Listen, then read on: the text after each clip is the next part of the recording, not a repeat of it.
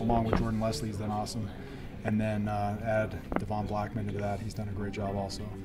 And then just trying to find the right personnel for the frontline guys and the wedge guys. I'd say right now Trevor Sampson, if we had to go today, would be our kicker. He's kicked the ball consistently really well. Moose Bingham's right behind him. Percentages are very, very close, but Trevor, he has a little stronger leg and he's been a little more consistent over time. Because I covered everything. Or am I missing something, Jeff? What else? Anything else? Punt return right now going into the game. We would probably go with Keanu Nelson.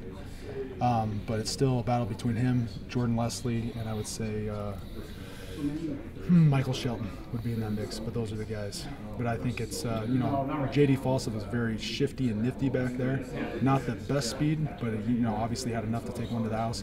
But I would say these guys are all very capable of just one guy making one guy miss and taking the thing to the house. So it'll be a little different than having JD back there, but the guys are all very capable of having an explosive play when they're back there.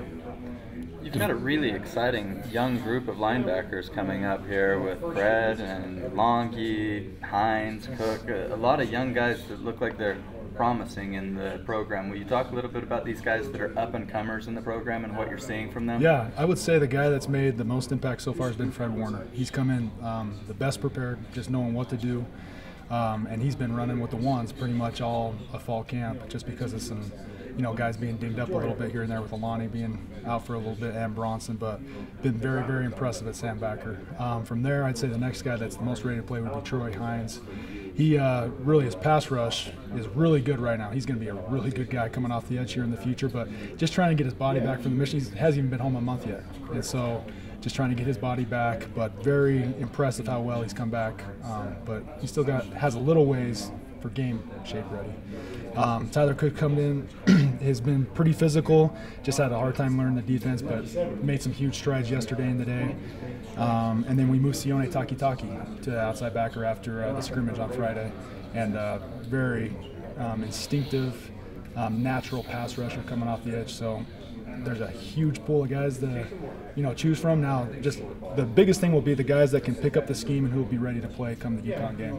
What went into moving Takitaki out outside backer? Yeah, we just wanted to throw him out there and see what he could do, and in 2 rushes he had 2 sacks. So that just made the decision for us. Not very hard.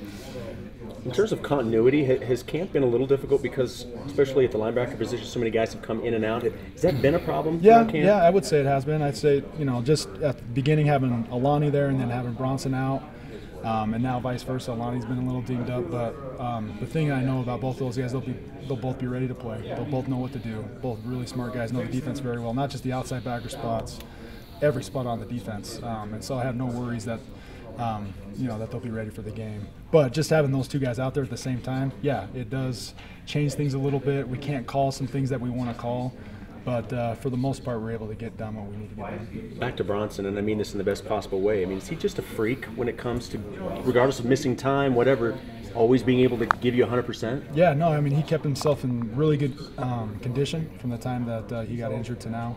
But that's just the type of guy he is. I mean, he works out like 4 times a day. We got to tell him not to work out. He's one of those guys.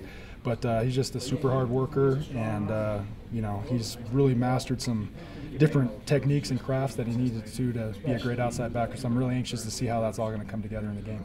With fall camp kind of wrapping up here, coming into fall camp, I think there were some question marks at the outside linebacker spots. How do you feel the units progress as a whole? Yeah, I would say that with the depth that's being established, obviously Alani and Bronson are the guys that will be the starters going into the game. But Fred Warner been very, very pleasantly surprised with his progression. Michael Lisa's been out the last couple of days, but he started really strong, and now he has just a little, thing he's dealing with. But he'll be all right here in a couple of days. So just having those 2 guys alone is more depth than what we had last year at the position, having to play Kyle and Alani pretty much the whole entire game. But then on top of that, I think Troy Hines will be able to help us, and then when Saitautu gets healthy, I think he'll be able to help us. So like I've said from the very beginning, I think there'll be 5 to 6 guys that will be getting playing time. Special teams didn't have its best game in the bowl game. Do you feel like you've got those problems? No. I think last year when it got near to the end of the season, I think with the tempo and the depth, we lost a lot of guys injury-wise, and our depth wasn't great at the end of the season. And, Coach Mendenhall and I, that's been one of our emphasis in the offseason, making sure that when it comes down to the kickoff team and to the punt team, we have our best athletes out there, and that's what you guys are going to see. You're going to see a lot of starters, or you're going to see a lot of guys that are really good athletes out there running down, because that's basically what happened in the Washington game. We were playing with a lot of guys that, first of all, didn't have much game experience, and second of all, weren't the best of athletes.